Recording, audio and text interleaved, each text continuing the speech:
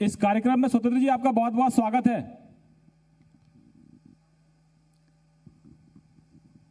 बहुत बहुत धन्यवाद है सर। आप व्हाइट टाइगर की तरह नजर आ रहे हैं जो मध्य प्रदेश में पाया जाता है। नहीं, सब उत्तर प्रदेश का नया शेर, आपका स्नेह और प्यार है। उत्तर प्रदेश का नया शेर हमारे उत्तर प्रदेश में हमारे नेता आदरणीय मोदी जी, आदरणीय योगी जी ही शेर हैं।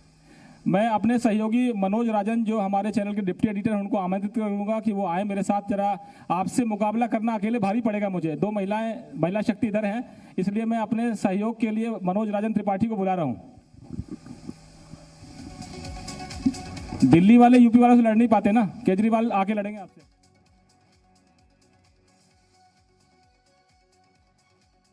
स्वतंत्र जी, पहला सवाल यह है कि केजरीवाल साहब कह रहे हैं कि 2024 का चुनाव लड़ेंगे और ओवैसी कह रहे हैं कि बिहार में 5 सीटें हैं और यूपी में झंडा गाड़ेंगे, क्या कहेंगे आप? देखिए, लोकतंत्र में चुनाव लड़ना सभी का अधिकार है। भारतीय जनता पार्टी के कार्यकर्ता एक मिशन के लिए काम करते हैं, एक विचारधारा के लिए काम करते हैं, उनका व्यापार नहीं है। इसलिए कोई दल भी राजनीति में आएगा, सभी का लड़ना अधिकार है, लेकिन चुनाव के लिए और सभी के लड़ने के लिए हम लोग तैयार हैं, सभी से लड़ने के लिए। और कार्यकर्ता नीचे तक तैयार है, बूथ स्तर से लेकर सेक्टर स्तर के कार्यकर्ता। स्वतंत्र जी, विरोधी कह रहे हैं कि बीजेपी चुनाव लड़ने की मशीन बन गई है। मिशन तो है ही है, कोरोना हो तो चुनाव लड़ेंगे। बिहार में कोरोना के बावजूद आप चुनाव लड़े और जीतते जीतते विरोधी हार गए और आप हारते हारते जीत गए, ये कह रहे हैं। आरोप ईवीएम पर है।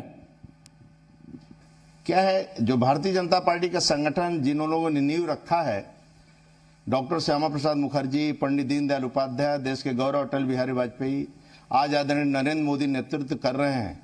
हमारा एक गौरवशाली इतिहास है और मैं देश के लिए मरता हूं, देश के लिए जीता हूं, गांव के लिए मरता हूं, गांव के लिए जीता हूं। तो मेरा जो विचारधारा है, भारत माता दुनिया में पूजी जाए और गांव गरीब खुशहाल रहे, उसका पक्का छत हो, उसके घर में गैस का कनेक्शन हो, उसके अंदर बिजली हो, उसका आयुष्मान कार्ड बने, यानी दुखी न हो गांव का, उसका शोषण न हो, उसका उत्पीड़न न हो। तो सरकार संगठन मिलकर गरीबों की सेवा ही करना उसका दायित्व है। और इसीलिए हम लोग चुनाव नहीं लड़ते हैं। कुल मिलाकर जो संगठन का कार्यकर्ता है, कार्यकर्ता का निर्माण होता है। निर्माण किस लिए होता है? कार्यकर्ता की बैठक, कार्यक्रम इसलिए हम लोग करते हैं कि उसमें कार्यकर्ता का निर्माण होता है। उसमें आदरणीय मोदी जी कहां मिलेगा? बूथ स्तर का कार्यकर्ता ही कल नेतृत्व करेगा, क्योंकि वंशवाद की पार्टी नहीं है, जातिवाद की पार्टी नहीं है, एक कार्यकर्ताओं की पार्टी है। तो एक बूथ का अध्यक्ष ही राष्ट्र का नेतृत्व करता है, राष्ट्रीय अध्यक्ष बनता है। इसलिए ये कार्यक्रम अनवरत हमारे चलते रहते हैं संगठनात्मक, और इसी संगठनात्मक कार्यक्रम के माध्यम से ही कार्यकर्ता का निर्माण होता है, जो राष्ट्र के लिए मरता है, राष्ट्र के लिए जीता है, और उसका सपना रहता है कि पूरी दुनिया के अंदर भारत माँ का जय जयकार हो और भारत माँ उच्च स्थान पर बैठे। स्वतंत्र जी, मनोज अगला सवाल पूछेंगे, उससे पहले मेरा सवाल यह है कि आपकी पार्टी क्या गंगा है जिसमें जब वो विपक्ष में होता तो आप उसको भ्रष्टाचारी कहते हैं, जब आपकी पार्टी में आता तो पवित्र हो जाता है? आपकी पार्टी का नारा था चाल, चरित्र और चेहरा, पार्टी विद द डिफरेंस। लोग कहते हैं कि जो नई पार्टी का चेहरा है वो चेहरा ऐसा है कि उसमें कोई भी आ जाए वो आपकी पार्टी की गंगा में डुबकी लगाता है तो पवित्र हो जाता है। चाहे वो पश्चिम बंगाल में ममता बनर्जी के घोटाले वाले मंत्री हों, घोटाले वाले विधायक हों, घोटाले वाले सांसद हों, सब आपकी पार्टी में आ गए। मध्य प्रदेश में ज्योतिरादित्य सिंधिया पर बीजेपी आरोप लगाती थी कि हजारों करोड़ की सरकारी जमीन हड़प ली कमलनाथ के रहते, और वही आपकी पार्टी में आ गए। उनके मंत्री, उनके विधायक मंत्री बने हुए, उनको राज्यसभा भेज दिया आपने। इसी तरह से जब आप सरकार नहीं बना पाते हैं तो मध्य प्रदेश ऐसा कांड करते हैं, सरकार गिरा देते हैं, या फिर आप कोशिश करेंगे राजस्थान जैसी। तो ये कौन सी नई रणनीति आपकी कि सरकार बनाएंगे नहीं तो बिगाड़ देंगे? आधी रात को देवेंद्र फडणवीस जो है वहां पर आधी रात को मुख्यमंत्री पद की शपथ लेते हैं और बाद में खेल आपका बिगड़ जाता है। तो ये चाल, चरित्र, चेहरा बदल कैसे गया? नहीं, मेरा चाल, चरित्र, चेहरा कोई बदला नहीं मेरे भाई साहब। कारण क्या है कि आप इतिहास उठाकर देख लीजिए, मेरा गौरवशाली इतिहास है। मैं कहता हूं, डॉक्टर श्यामा प्रसाद मुखर्जी, पंडित दीनदयाल उपाध्याय, देश के गौरव अटल बिहारी वाजपेयी, आदरणीय नरेंद्र मोदी को एक तराजू पर आप बैठा दीजिए और देश का नेता बैठा दीजिए। परिवार का एक सदस्य सरकारी गाड़ी में नहीं बैठ सकता भाई, भ्रष्टाचार का कोई आरोप नहीं लगा सकता है, गांव गरीब के लिए मरते हैं। बाकी नेताओं को, देश की पार्टी और देश के नेताओं को उठा लीजिए, एक वंशवाद की पार्टियां हैं और जब भी सत्ता में लोग आते हैं तो राज्य को लूटते हैं, गरीब को लूटते हैं। इनका आलीशान महल होता है, कोठियां होता है। उत्तर प्रदेश में पिछले 3.5 साल 4 साल होने वाला है, आप उठाकर घूम लीजिए उत्तर प्रदेश के अंदर, एकाक कार्यकर्ता भी लखपति करोड़पति नहीं हुआ होगा भाई सरकार के नाम पर। कार्यकर्ता सरकार बनाने के बाद लूटता नहीं है। आप पूरे उत्तर प्रदेश में आप घूमेंगे तो उत्तर प्रदेश का मंडल अध्यक्ष, जिला अध्यक्ष, प्रदेश का पदाधिकारी, क्षेत्र का पदाधिकारी, जितने भी बीजेपी के कार्यकर्ता काम करने वाले हैं और परिश्रम कर रहे हैं, आप देखेंगे एक भी ठेकेदार पट्टेदार लूटने वाला इस प्रकार के कार्यकर्ता नहीं मिलेंगे। मुश्किल से कहीं ना कहीं कोई टकरा जाए तो बात दूसरी। सपा बसपा कांग्रेस आते ही पूरे राज्य को लूटने लगते हैं। इनका पेशा है कि सत्ता बनाकर लूटना। कभी भी हम पवित्र, मतलब कुल मिलाकर हमारी ईमानदारी और समाज के प्रति जवाबदेही ये हमारे मन में हमेशा रहता है। यही पार्टी के नेताओं का काम है। जो भी पार्टी से ज्वाइन करते हैं, जो लोग आते हैं पार्टी में, वो हमारे नेताओं को देखकर सुधरते हैं। अन्य पार्टियों में नेताओं को देखकर बिगड़ते हैं। क्यों यार इनके परिवार का वंशवाद चला है, क्यों ना हम वंशवाद करें, मेरा भी बच्चा विधायक मंत्री बन जाए, और यार ये 50 करोड़ की कोठी बनवा रहे हैं तो मेरा क्यों ना बन जाए। लेकिन मेरे नेता जो हैं राष्ट्र के, देश के, राज्य के, उनका ईमानदारी, उसको देखकर पार्टी ज्वाइन करने के बाद लोग सुधरते हैं और ईमानदारी के साथ गरीब की सेवा करते हैं। छोटा सा सवाल, एक योगी है और दूसरे चौकीदार हैं, तो आपके कार्यकर्ता क्या करें? वो योगी बन जाए या चौकीदार हो जाए, क्या करें? नहीं, देखिए, भारतीय जनता पार्टी का कार्यकर्ता जिस लक्ष्य के लिए आया है, जिस उद्देश्य के लिए आया है, जो सपना उसका है, सपना तो यही मेरे भाई कि गांव गरीब किसान खुशहाल हो, झुग्गी झोपड़ी इंसान, आदिवासी, वनवासी, गिरवासी का पक्का मकान हो, और पूरी दुनिया के अंदर भारत मां का जय जयकार हो। पूरी दुनिया हिंदुस्तान से सीख ले, और हिंदुस्तान में कोई आवे तो भोलेनाथ का अभिषेक करे, गंगा आरती करे।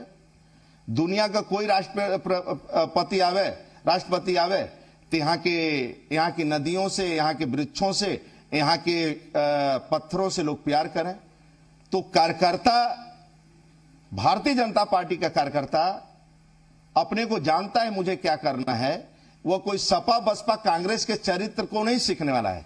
यहाँ कार्यकर्ता तब तपस्या त्याग करता है, और तब तपस्या त्याग के बदौलत ही, उसके बदौलत ही आज 2017, 2019, 2014 विजय प्राप्त किए आदरणीय मोदी जी के नेतृत्व में, आदरणीय योगी जी के नेतृत्व में। स्वतंत्र जी, मेरा यह सवाल था कि आप हर बात में हर बात की शुरुआत अपनी पार्टी के जो आपके संस्कार है उसके हिसाब से माननीय मोदी जी, माननीय योगी जी कहते हैं। ये 2022 का जो चुनाव है, ये चुनाव मोदी जी के शक्ल पर लड़ेंगे या योगी जी की शक्ल पर लड़ेंगे? पूरी स्वतंत्रता के साथ बताइए। इसमें एक एडिशन और, स्वतंत्र देव सिंह के चेहरे पर भी लड़ेंगे क्या? सभी चुनाव जो इस समय संगठन की रचना है, बूथ समिति, बूथ के प्रभारी, सेक्टर संयोजक, सेक्टर के प्रभारी, मंडल समिति, मंडल के प्रभारी, संगठन के कार्यकर्ताओं के आधार पर चुनाव लड़ा जाता है और नेताओं के नेतृत्व में चुनाव लड़ा जाता है। और संगठन के ताकत के बदौलत, संगठन के परिश्रम की पराकाष्ठा के बदौलत ही हम सरकार बनाते हैं, और कार्यकर्ताओं के दम पर ही सरकार बनाते हैं और नेता के नेतृत्व में चुनाव लड़ते हैं। आज की डेट में हमारे नेता आदरणीय नरेंद्र मोदी, आदरणीय योगी जी के नेतृत्व में चुनाव लड़ेंगे, लेकिन संगठन के बदौलत लड़ेंगे, संगठन के कार्यकर्ताओं के दम पर चुनाव लड़ेंगे, और कार्यकर्ताओं के परिश्रम के कारण ही सरकार बनाएंगे। स्वतंत्र जी, और जनता का प्यार लेकर से सरकार बनाएंगे। स्वतंत्र जी, बिहार में नीतीश कुमार तो सरेंडर कर गए थे, चेहरा था मोदी जी का, और तेजस्वी जो केवल 31 साल के हैं, बड़े बड़ों को पानी पिला दिया, छक्के छूट गए थे आपकी पार्टी के और आपके सहयोगी के। देखिए, वो मैं समझता हूं, लेकिन उत्तर प्रदेश के कार्यकर्ता, अभी आपने 6 सीटें देखा, उपचुनाव आपने देखा, आपने शिक्षक और स्नातक का चुनाव देखा, इसके पहले भी उपचुनाव 11 थे, वो आपने देखा। अभी तक जितने चुनाव हम लोग उत्तर प्रदेश में लड़े हैं, सभी चुनाव पर मैं विजय प्राप्त किया हूं। आप बिहार का मैं उदाहरण नहीं देता हूं, लेकिन उत्तर प्रदेश के अंदर कार्यकर्ता कर्मठ है, परिश्रम की पराकाष्ठा करता है, तप करता है, तपस्या करता है, उसके बदौलत संगठन के आधार पर हम चुनाव जीतेंगे, नेता के नेतृत्व पर चुनाव जीतेंगे। आपको पूर्ण विश्वास में दिलाता हूं। स्वतंत्र जी, आपसे एक सवाल पूछना चाहता हूं कि आप बुंदेलखंड के रहने वाले हैं। बुंदेलखंड बेसिकली किसानों की खुदकुशी के लिए कुख्यात है, बड़ा सूखा है, और आप जालौन के रहने वाले हैं। आपने अभी थोड़ी देर पहले कहा था कि किसान आपके साथ है, किसानों का होना चाहिए, मजदूरों का होना चाहिए। ये किसान क्यों खिलाफ है आपके, और इनको आप समझा क्यों नहीं पा रहे हैं? ये क्यों लगातार आपके खिलाफ हल्ला बोले हुए? नहीं राजन भाई, राजन, उत्तर प्रदेश के अंदर आप किसानों को, कहीं किसानों का आंदोलन नहीं है। सपा बसपा कांग्रेस के लिए झूठे हैं जो गुमराह कर रहे हैं, और ये पार्टियां अपना कहीं ना कहीं थोड़ा हल्ला मचा रही हैं।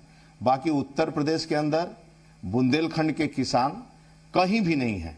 एक आंदोलन, हम लोग किसान पंचायत भी कर रहे हैं, 5,000 से 10-10, 15,000 की भीड़ें आ रही हैं, और लोग पंचायत में आ रहे हैं, और आदरणीय मोदी जी योगी के पक्ष में हाथ उठाकर संकल्प ले रहे हैं।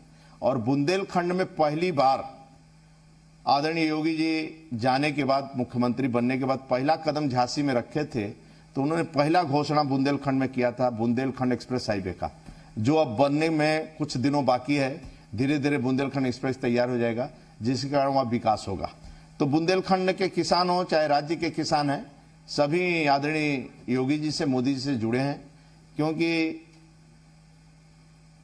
अपने ही कार्यकाल में और अपने ही कार्यकाल में किसानों के हित में सभी निर्णय हुए हैं। किसान को उद्योग का दर्जा दिया जा रहा है, किसानों की समस्या का समाधान हो रहा है, किसान सम्मान निधि हो, कर्ज माफी हो, प्रधानमंत्री आवास हो, उनके घर तक गैस का कनेक्शन हो, बिजली का कनेक्शन हो, ये सभी काम प्रधानमंत्री आदरणीय योगी, मोदी जी, योगी जी के नेतृत्व में हो रहा है, और ये विकास सुनिश्चित है। इसलिए पूरा किसान, गांव गरीब किसान भारतीय जनता पार्टी से जुड़ा हुआ है। स्वतंत्र जी, मेरा सवाल यह है कि उत्तर प्रदेश में आपका प्रमुख विरोधी कौन होगा? प्रमुख विरोधी कौन होगा? समाजवादी पार्टी होंगी, अखिलेश जी की बुआ जी होंगी, या फिर मफलर टोपी वाले केजरीवाल जी होंगे? कांग्रेस होगी, या प्रियंका गांधी और राहुल गांधी होंगे? था कि विरोधी होंगे, लेकिन जो हमें इनके, हाँ, हमें लग रहा था कि विरोधी होना आवश्यक है, ताकतवर विरोधी विपक्ष रहना भी आवश्यक है। ताकतवर विपक्ष रहता है तभी मजा आता है थोड़ा सा। लेकिन कोरोना काल से लेकर और आज तक, कोरोना काल खंड में भी मैं देखा, कोरोना जिस समय महामारी आया, कोई भी सपा बसपा कांग्रेस के लोग राजनीति करते रहे, कोई बाहर नहीं निकला। और गरीबों के सेवा के लिए, मजदूर प्रवासियों के सेवा का, प्रवासियों के लिए, चाहे मजदूरों में भोजन वितरण का हो, किट वितरण करना हो, केवल भारतीय जनता पार्टी के राय दिया। यदि आप जनता के बीच में दिखाई नहीं देंगे, गांव में आप दिखाई नहीं देंगे, लेकिन फिर भी तो नंबर 2 होगा कोई भी ठीक ढंग से। स्वतंत्र जी, आपकी बात मान लूं, आपकी बात मान लूं कि जनता आप पर भरोसा करती है, लेकिन नंबर 2 कोई तो होगा। देखिए, राज्य के अंदर जो राजनीतिक दल हैं, तो मजबूत रूप से सपा बसपा तो है ही है, लेकिन भारतीय जनता पार्टी से कोई अब मुकाबला नहीं कर पाएगा। लेकिन आपकी बी टीम जो है, कहते हैं विरोधी, कहते हैं बी टीम ओवैसी है, जिनको आपने बिहार में चुनाव लड़वा के तेजस्वी यादव का खेल बिगाड़ दिया, कह रहे हैं फिर यहां पर आने वाले हैं।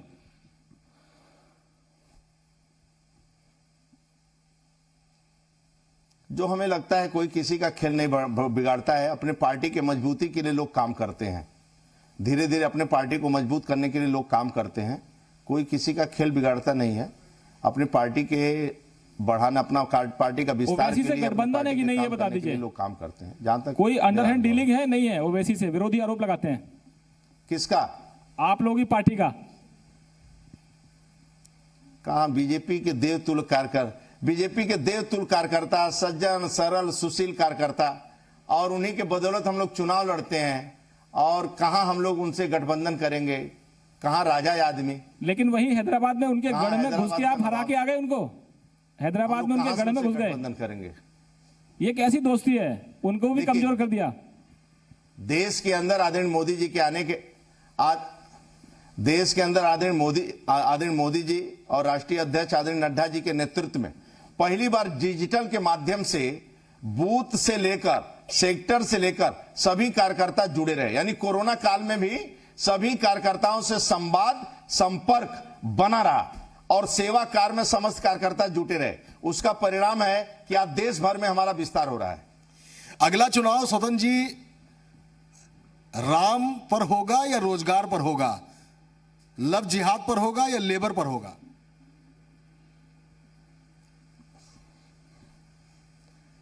देखिए, अगला चुनाव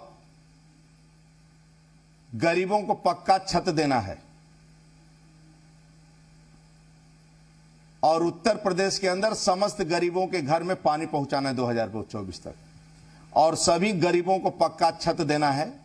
सभी गरीब इलाज करा सकें आयुष्मान के कार्ड के माध्यम से 5 लाख रुपए उस पर, और दूसरा गरीबों की सेवा और विकास के नाम पर चुनाव लड़ेंगे। कांग्रेस मुक्त भारत की आप बात करते थे, आपकी पार्टी कहती थी मध्य प्रदेश में आप हारे, छत्तीसगढ़ में हारे, राजस्थान में हारे, महाराष्ट्र में आप बाहर कर दिए गए आपके सहयोगी के जरिए, लेकिन हर जगह आपकी पार्टी ये कोशिश करती है कि वो सरकार न चले। या तो आप केंद्र से फंड रोक देते हैं, जीएसटी का पैसा नहीं देते हैं, या उनके विधायक खरीद के कर्नाटक भेज देते हैं, या फिर राजस्थान वालों को उठा के आप कहीं मध्य प्रदेश भेज देंगे, कुछ भी ऐसा गेम करते हैं। स्वतंत्र जी, किस तरह की राजनीतिक परंपरा स्थापित कर रहे हैं आप? देखिए, राज्य के अंदर कहीं भी राजनीति करिए, विपक्ष की भूमिका ताकतवर होनी चाहिए, और हम मध्य प्रदेश उस समय विपक्ष में थे, राजस्थान विपक्ष में है, तो ताकत के साथ लड़ेंगे। और आज खूब बेईमानी वहां राजस्थान में करने की कोशिश किए, लेकिन पंचायत के चुनाव में हम नंबर 1 है, बाकी चुनावों में नंबर 1 है, तो विपक्ष के हम ताकत से चुनाव लड़ेंगे। हम किसी को नुकसान नहीं करेंगे, लेकिन अपने विचारधारा को डाउन नहीं होने देंगे। लेकिन आप विपक्ष में बैठना क्यों नहीं चाहते? 5 साल जनता ने मैंडेट दिया था कि बीजेपी 5 साल विपक्ष में बैठेगी। स्वतंत्र जी, मध्य प्रदेश की जनता ने आपको विपक्ष में बैठाया, कर्नाटक में आप देखिए वो वापस आ गए। वह कांग्रेस वाले अपने आप टूट रहे हैं, कांग्रेस वाले अपने आप टूट रहे हैं। कांग्रेस की नीतियां जो भ्रष्टाचार की है, उसमें जो अच्छे विधायक हैं उनको रिजाइन करके बीजेपी में आ गए। अच्छा, जो अच्छे हैं वही रिजाइन करते हैं। अखंड भ्रष्टाचार में जो लूट स्वतंत्र जी, जो अच्छे हैं वही रिजाइन करके आपके पास आते हैं। उनको पसंद नहीं किया। स्वतंत्र जी, जो अच्छे वाले वो आपके पास आ जाते हैं। हाँ, इसमें कोई दो राय नहीं भाई साहब। अच्छा, लेकिन फिर अगर ऐसी बात है तो अच्छे वाले अपने पास आ जाते हैं। आपने तो राम मंदिर का शिलान्यास भी किया, लेकिन राम को जिन्होंने रम कहा था वो नरेश अग्रवाल को क्यों ले लिया फिर पार्टी में आपने?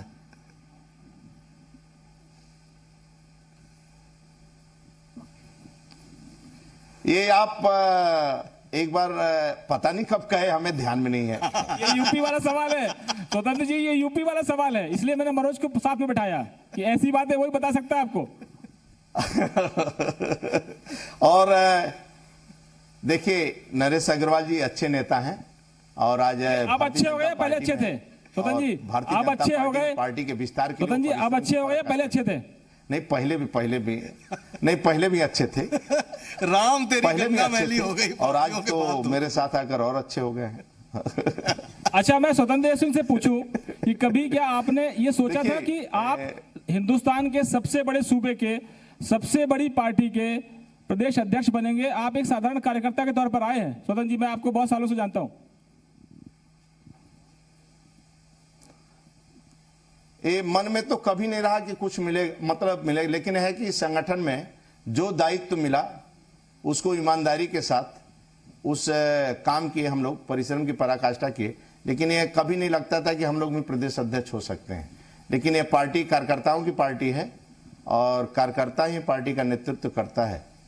वो वंशवाद की पार्टी नहीं है, परिवारवाद की पार्टी नहीं है, पूंजीपतियों की पार्टी नहीं है। गरीब परिवार से लोग निकलकर इस पार्टी का नेतृत्व करते हैं, इसलिए पार्टी कार्यकर्ताओं की पार्टी है।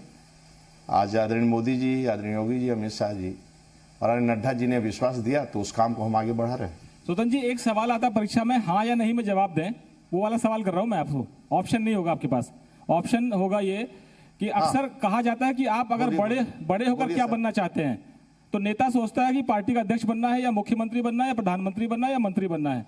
अब आप अध्यक्ष बन गए हैं, अब क्या बनना है?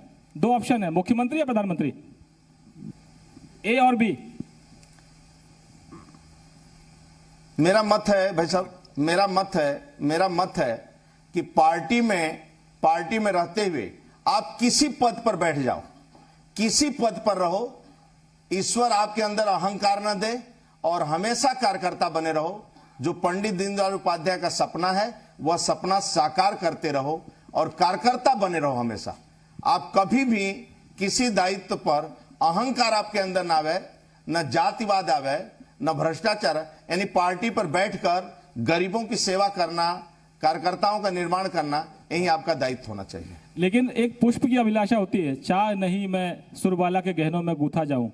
एक नेता की अभिलाषा भी तो होती है। स्वतंत्र जी, स्वतंत्र होकर बोलिए ना कि कुछ बड़े पद पर बैठने की अभिलाषा है। आप कार्यकर्ता तो रहेंगे जिंदगी भर, आप नेता रहे ना रहे, कार्यकर्ता तो रहेंगे। इस पार्टी में दो प्रकार का काम होता है। नहीं, मैं समझ रहा, लेकिन आपको मैं बताता हूं, इस पार्टी में दो प्रकार का है।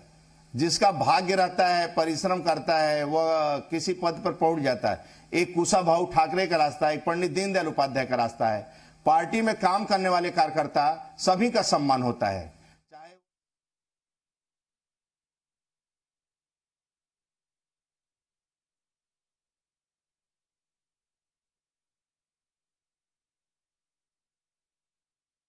चाहिए पार्टी के लिए समर्पित भाव से पार्टी के दिए हुए काम को करना चाहिए और जो लक्ष्य पार्टी का दुनिया के अंदर भारत मां का जय जयकार होना, वह काम में लगे रहना चाहिए। जब तक विश्राम चरैवेति, न रुकना है, न थकना है, न बैठना है, चलते रहना है, तब तक चलते रहना है जब तक दुनिया के अंदर भारत मां का जय जयकार न होने लगे।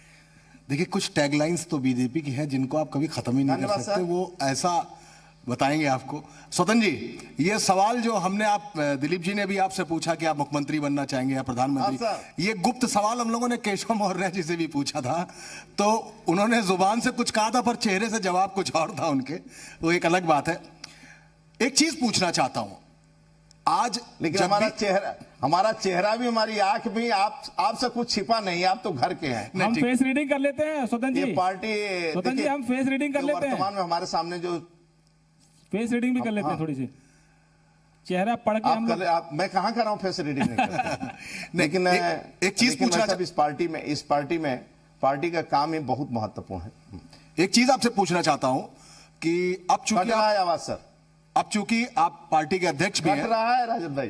अच्छा, कट रहा है, कुछ सवाल कर रहे हैं, साफ नहीं आ रही। स्वतंत्र जी ये बताइए, पार्टी बड़ी होती है, संगठन बड़ा होता है या सरकार बड़ी होती है? स्वतंत्र जी, पार्टी बड़ी, संगठन बड़ा या सरकार बड़ी? संगठन बड़ा होता है, संगठन बड़ा है और संगठन के नेतृत्व में सब लोग काम करते हैं। लेकिन लोग कहते हैं, सरकार अपने जगह है, सरकार की जो भूमिका है, सरकार का जो काम है वो अपने स्थान पर वो बड़े हैं। संगठन की बैठकों में, संगठन की जो सिस्टम है उसमें पूरी सरकार को, संगठन मतलब संगठन के सरकार नहीं, सरकार तो अपने जगह है, संगठन अपने जगह है। लेकिन जब संगठन बैठक यदि बुलाती, संगठन जिस समय बैठक करना है, निर्देशित करना है, बैठक संपन्न करवाना है, उस समय संगठन ही सबसे बड़ा माना जाता है। मैं दिलीप जी के सवाल का एक छोटा सा एक्सटेंशन देता हूं। संगठन बड़ा है, सरकार बड़ा है, इसका जवाब आपने दे दिया, लेकिन सरकार ब्यूरोक्रेसी चला रही है, इस पर क्या कहना है आपका?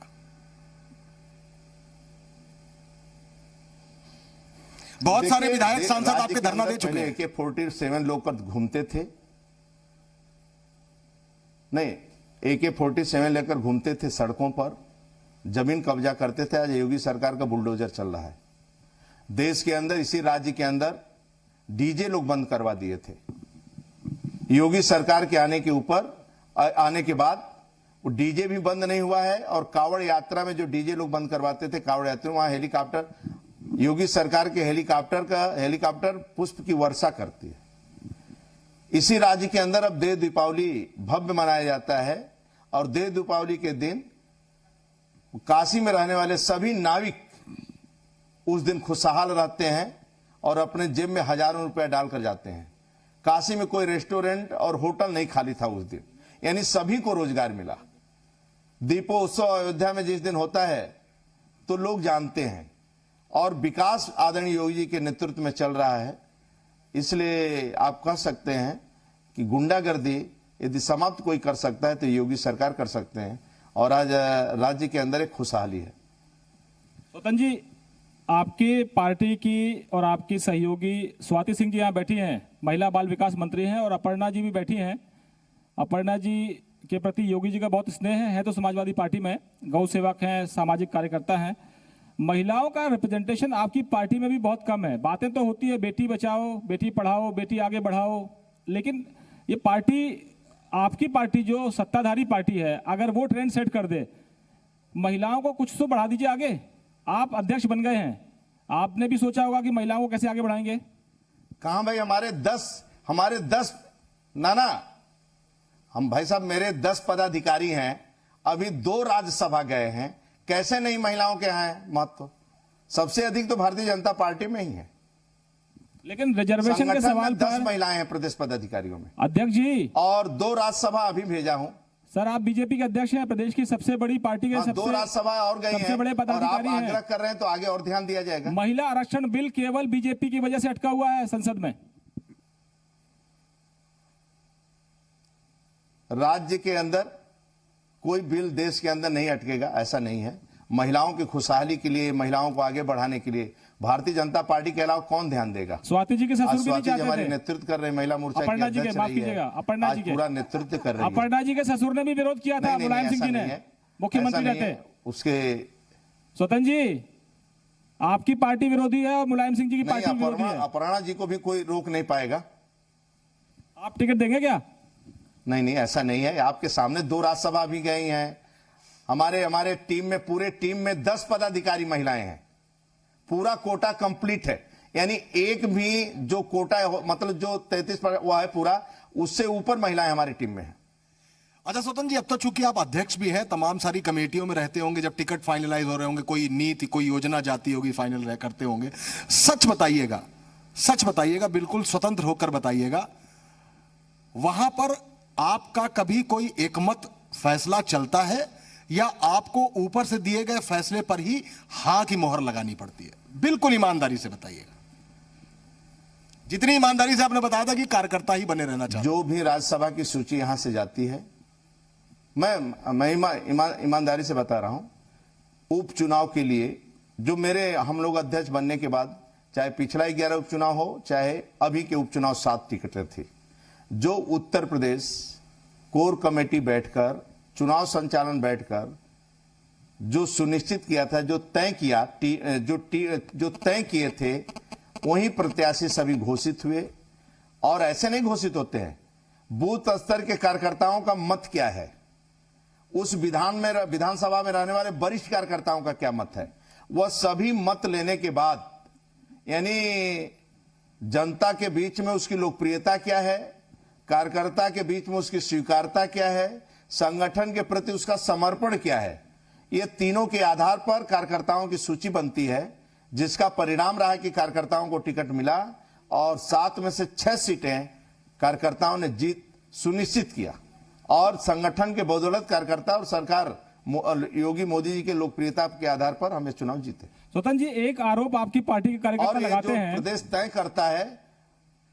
स्वतंत्र जी, एक आरोप आपकी पार्टी के कार्यकर्ता लगाते हैं, वो अक्सर, क्योंकि आपकी पार्टी संगठन मजबूत है, मीडिया में नहीं आते, लेकिन कहते हैं कि ब्यूरोक्रेट्स सुनते नहीं उनकी, ब्यूरोक्रेट्स केवल सरकार की सुनते हैं, हम अपने काम लेकर जाते हैं तो वो हमको वैसे ही ट्रीट करते हैं जैसे हम विपक्ष में हैं।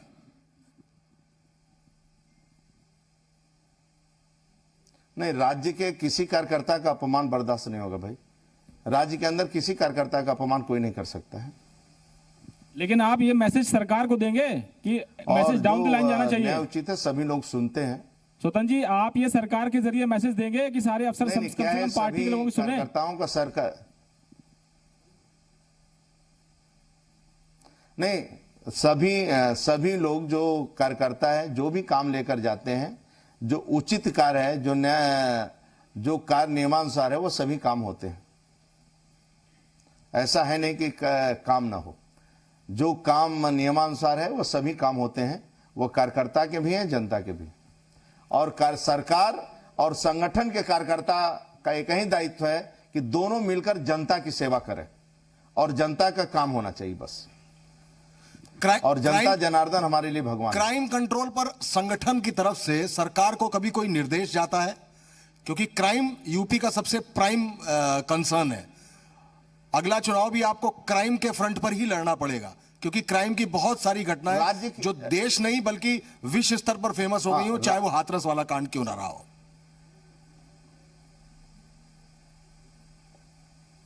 देखिए, उत्तर प्रदेश के अंदर योगी सरकार आने के बाद एक भी मुलजिम को बचाने के लिए न सरकार का मंत्री दबाव बनाया है, न संगठन का कोई पदाधिकारी दबाव बनाया है। कुलदीप सेंगर जो भी दोषी है उसको सजा मिलता है। मतलब कोई भी ऐसा व्यक्ति नहीं है जिसको सजा न मिले, और योगी सरकार बचाने का कोई प्रयास नहीं। यानी दोषी व्यक्ति है, चाहे हाथरस कांड हो चाहे कोई भी कांड हो, वह सभी व्यक्तियों को सजा मिलता है, कभी कोई नहीं बचाता। सर, ये सपा बसपा नहीं भाई कि लुटेरों और गुंडों का मदद हम करेंगे। स्वतंत्र जी, मतलब जो दोषी है उसको सजा मिलता है। स्वतंत्र जी, आपकी सरकार के कार्यकाल में मंत्री हो चाहे संगठन का कोई पदाधिकारी है, कभी किसी के लिए फोन। स्वतंत्र जी, आपकी सरकार के कार्यकाल में कुलदीप सेंगर, हाथरस कांड, बिकरू कांड और लखनऊ में दिन दहाड़े एक पुलिस वाले द्वारा एक साधारण एक नागरिक की, आम नागरिक की हत्या। मतलब क्या सरकार किसी को बचा रही? क्या प्रश्न है, सरकार कोई बचा रही क्या किसी को? जो दोषी है उनको सजा मिल रहा है भाई, जो दोषी है उनको सजा। ये सरकार का काम है, ये जो जांच कमेटियां उनका काम है। कोई भी जांच कमेटियों को प्रभावित नहीं करता है, न संगठन न सरकार। जो निष्पक्ष निर्णय होगा, जो भी निर्णय होता है उसमें हम लोग बाधा नहीं बनते हैं। लेकिन कुलदीप सेंगर, इस बात का एक उदाहरण जरूर था, एक सबूत भी जरूर था कि उसको आप लोगों ने भरसक बचाया जब तक कोर्ट को इंटरवीन नहीं करना पड़ा। जब कोर्ट ने इंटरवीन किया तब आपने कुलदीप सेंगर को पार्टी से हटाया, और आपकी पार्टी का विधायक था वो, और घाट घाट का पानी पिए था सभी दलों में। जो भी निर्णय होगा लेकिन आपकी बात में नहीं, लेकिन जो भी निर्णय, देखिए, जो भी कोर्ट निर्णय करे चाहे जांच एजेंसियां निर्णय करें, जो निर्णय होता है, जो भी निर्णय लोग करते हैं वह निष्पक्ष होता है, उसमें कोई हम लोग बाधा नहीं बनते हैं। अच्छा, हम लोग कभी बाधा नहीं बने, कभी एक सवाल बताइए, एक सवाल बताइए, आगे बनेंगे। जो भी दोषी हैं उनको अपना जांच कमेटी। आपकी सरकार थंपिंग मेजोरिटी से आई, इतना बड़ा बहुमत कभी भी बीजेपी को मिला नहीं होगा, यूपी में पहली बार मिला। हर बात पे आरोप समाजवादी पार्टी पर, हर बात पे आरोप बसपा पर, हर बात पे आरोप विरोधियों पर। तो सरकार आपकी है कि उनकी है, क्या समझे हम?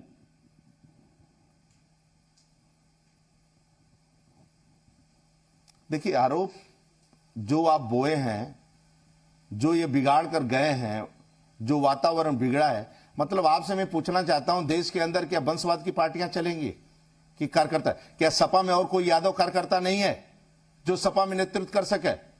क्या बसपा में और कोई नेता नहीं कि जो नेतृत्व कर सके? क्या कभी भी अच्छे कार्यकर्ताओं को आप पार्टी से बाहर बसपा निकाल देगी? उनके समर्पित कार्यकर्ता बसपा के कुछ लोग हैं, आप जब मनो फेंक दें। क्या पार्टी ऐसे थोड़ा चलती है? आप देश के अंदर वंशवाद थोड़ा चलाएंगे, और वंशवाद आप चलाते रहेंगे तो आपके ऊपर आरोप लगता रहेगा। आप कभी कार्यकर्ताओं को बढ़ाने का प्रयास नहीं करती वो पार्टियां। एक से एक यादव कार्यकर्ता हैं, कोई यादव को नेतृत्व तो दे। एक बात तो दिलीप जी, मतलब जर्नलिस्ट होते हुए भी कहना चाहूंगा कि भारतीय जनता पार्टी में आप ये तय नहीं कर सकते कि अगला राष्ट्रीय अध्यक्ष कौन होगा, अगला प्रदेश अध्यक्ष कौन होगा। स्वतंत्र देव जी, आप इतने दिनों से जानते हैं, आपने तो भाजपा रज्जू भैया के समय से कवर की हुई है। स्वतंत्र देव अध्यक्ष बन जाते हैं। ये स्वाति सिंह, हम जब थे तो स्वाति सिंह जी सिंपल एक महिला थी, और एक छोटी सी बात होती है और स्वाति सिंह जी का एक बयान आता है, और आज स्वाति सिंह हमारे सामने बैठी हुई है। एक महिला शक्ति की अपने आप में एक तस्वीर है, एक उदाहरण है।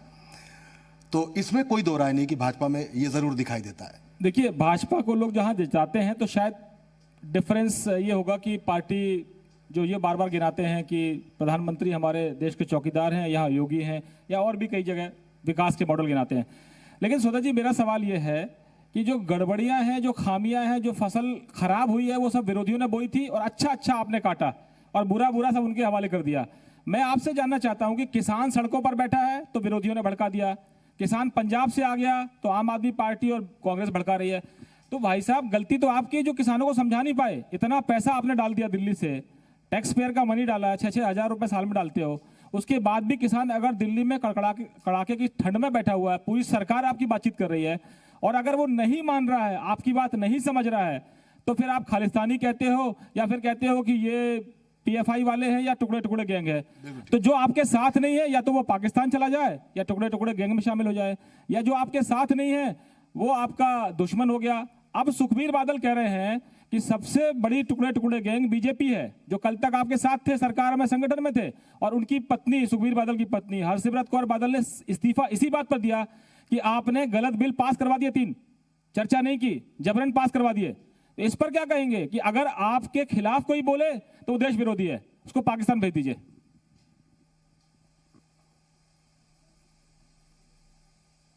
देखिए, सरकार ने किसान संगठनों को बुलाकर बातचीत किया। किसान संगठन ने, जो किसान संगठन थे, अपने सिख भाई बंधु के कुछ संगठन, उन्होंने अपना विषय रखा कि भाई ये जो एसडीएम के पास जाएगा निस्तारण, ये कोर्ट में जाना चाहिए। उसको भी सरकार ने स्वीकार किया। मंडी की बात आई तो मंडी हम खत्म नहीं कर रहे हैं। एमएसपी की बात आई तो एमएसपी भी खत्म नहीं कर रहे हैं, और एमएसपी परमानेंट रहेगा और भी बढ़ाया जाएगा। आदरणीय मोदी जी ने आग्रह किया है। किसानों की स्वतंत्रता है इस बिल में, वो अपने कहीं भी बेच सकता है सामान। जैसे सड़क के किनारे किसी गांव का गरीब अपने बाग का अमरूद लेकर बैठ जाता है, न मंडी टैक्स देता है, न परिवहन टैक्स देता है, न नगर पालिका का टैक्स देता है, लेकिन अपने बाग का अमरूद 1 घंटा में बेचकर अपने रेट में चला जाता है। तो प्रश्न उठता है कि वह समझौता को तैयार हैं, लेकिन सपा बसपा कांग्रेस के लोग जो षड्यंत्र रच रहे हैं, और जो ये हाथरस कांड के कुछ लोग और कुछ लोग उस प्रकार के जो ये उकसा रहे हैं, इसलिए थोड़ा किसान, बहुत बड़े पैमाने पर किसान संगठन सरकार के पक्ष में है, लेकिन कुछ लोग भ्रमित करते हैं। दूसरा मुद्दा क्या है, जब जब चुनाव आते हैं कहीं ना कहीं का, तो राफेल आ जाता है, ये आ जाएगा, सीए आ जाएगा, कोई ना कोई घटना ये निकाल दे। आज बंगाल का चुनाव है तो किसान को बैठा दिया धरना पर। ये 6 महीना से चल रहा था, बिल पास है। तो ये कांग्रेस, सपा, बसपा या अन्य पार्टियां हो, इनको कोई मुद्दा मिलता नहीं है सरकार के खिलाफ, तो जो भी आया उसके पीछे खड़े होकर माहौल खराब करते हैं। सरकार तो बात करने के लिए तैयार है और सभी समस्या का समाधान करने के लिए तैयार है। करे क्या स्वतंत्र जी, आपकी तरह राम राम जपे क्या? राम पर तो आपने कब्जा कर लिया, अंबेडकर भी आपके हो गए, गांधी भी आपके हो गए। दूसरा सवाल ये है, आरोप आपके ऊपर है उनका, विरोधियों का आरोप ये है कि जब चुनाव आते हैं स्वतंत्र जी, तो आपको राम याद आते हैं, जब चुनाव आते हैं तो लव जिहाद आता है, तो गौ हत्या याद आती है, फिर आप एनआरसी लाते हैं, एनपीए लाते हैं, और आप एनपीआर बनाते हैं, आप सीए ले आते हैं। तो मैं आपसे पूछना चाहता हूं कि जब चुनाव आते हैं तो आपको भी बहुत कुछ याद आता है, विरोधी ये कह रहे हैं। तो मैं तो अपने घोषणा पत्र में, चुनाव में कांग्रेस भूल जाती है, कांग्रेस भूल जाती है अपना घोषणा पत्र। मैं आज से नहीं, पहले से मांग कर रहा था कि जहां हुए बलिदान मुखर्जी वह कश्मीर हमारा है। सरकार बनने के बाद एक झटके में गृह मंत्री आदरणीय मोदी जी के नेतृत्व में 370-35 से समाप्त कर दिया। हम चिल्लाते थे कि राम मंदिर, जहां हुए राम मंदिर, भव्य मंदिर का निर्माण करेंगे। आज सुप्रीम कोर्ट के माध्यम से रास्ता साफ हो गया, आदरणीय मोदी जी नींव रख दिए। मैं तो जो मांग करता, जो घोषणा पत्र में हमारे है, मैं मांग करता हूं कि सभी गरीबों को छत दूंगा, सभी के घर में पानी पहुंचाऊंगा स्वच्छ। ये मैं करके रहूंगा, मैं झूठ नहीं बोलता हूं, मैं सत्य के आधार पर चलता हूं। ऐसा नहीं है कि हम कांग्रेस सपा बसपा टाइप का घोषणा पत्र में कुछ डाल देंगे, भाषण कुछ देंगे, गुमराह किसी को करेंगे, तो हम लोगों का नेचर नहीं है। हम तो जो बोलेंगे वह करेंगे। बहुत धन्यवाद स्वतंत्र जी, स्वतंत्र होकर जवाब दे पाए आप, और आपको पार्टी की मर्यादा में बंधे रहना है। जी उत्तर प्रदेश उत्तराखंड के इस कार्यक्रम में शरीक होने के लिए बहुत बहुत शुक्रिया आपका, प्रयागराज से।